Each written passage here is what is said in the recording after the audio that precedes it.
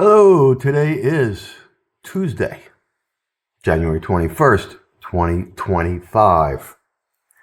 And I'm Jason Shapiro with crowdedmarketreport.com. And welcome everybody to day one of It's Donald Trump's World, and we're all just trading in it. So today, the stock market went up. S&Ps were up 56 points. Quite frankly, I don't know why they didn't go up more, I don't know what people are fighting here. You have a new administration who seems very committed to doing everything that we know creates economic growth. Keep taxes low, promote investment, cut regulations, and they're doing this at a time when the world is already awash in liquidity, The DAX is on new highs, the Euro stocks is on new highs, the FTSE's on new highs, the S&P is within 1 day of volatility away from new highs. I don't know what people are fighting here. Now, the theory is they're fighting inflation because this stuff will be inflationary, which it should be. And tariffs will be inflationary and all that. And that's all fine if that's true. But if that's true, then why are we on all-time highs, right? I always say, don't fight the tape. Let the market tell you when that idea is right. If that's your idea, the market's clearly not telling you at this point that idea is right. We want to talk inflation? Well, bonds went up all day today, okay? So I don't know that the market is saying that it's inflationary here, right? There's the bonds today, right? So, and you want to talk tariffs to me? Well, there was a very interesting thing in the dollar today, right? Tariffs, right? He came out last night and came out with this big tariff idea. The Canadian dollar was moving up as he was getting inaugurated, and then he came out with this tariff thing, and boom, Canadian dollar went straight down as it should have. But you know what? It came right back up and traded right back to where it was before that. So all this really did was scare out the people that were trying to buy the Canadian dollar. That's really all it did at the end of the day.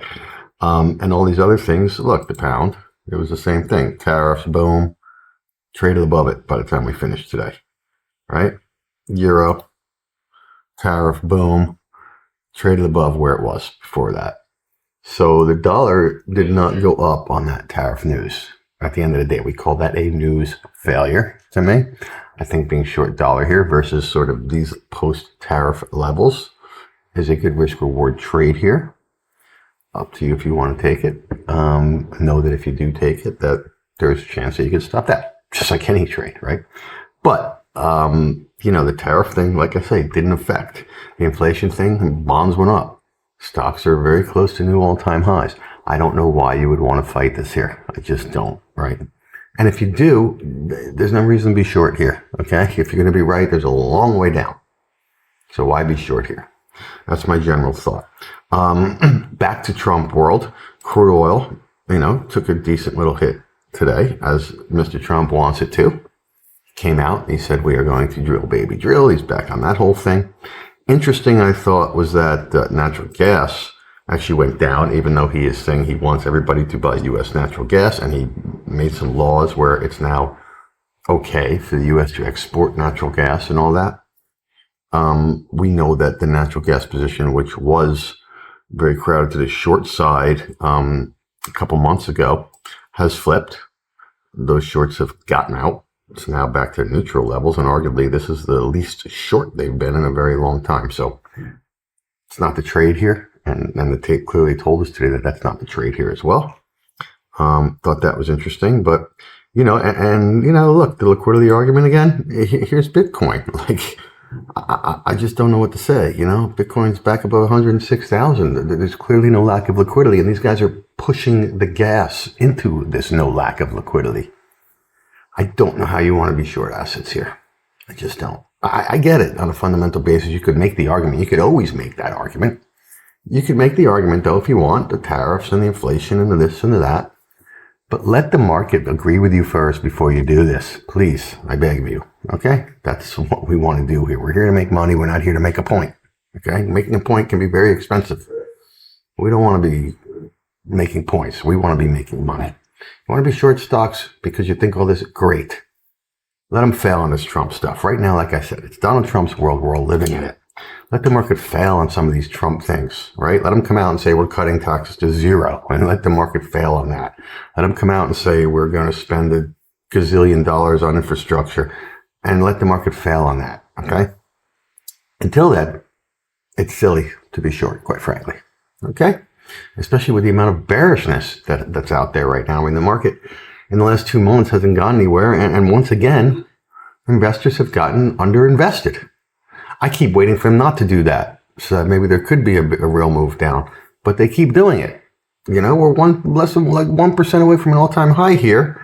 And the AAII, for example, which is just one sentiment indicator, but, you know, it's showing new 52-week highs for bears.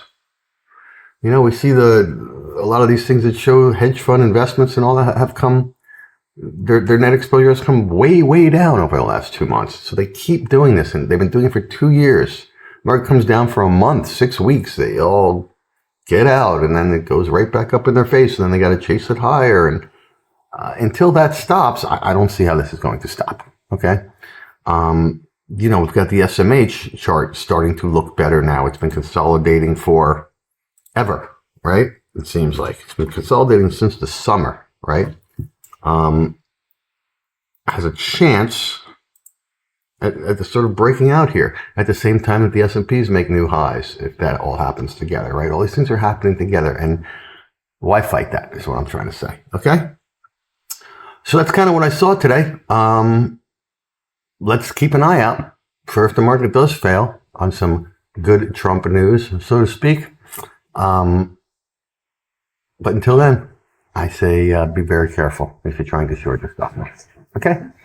Hope that helps. Please like our video if you did in fact like it.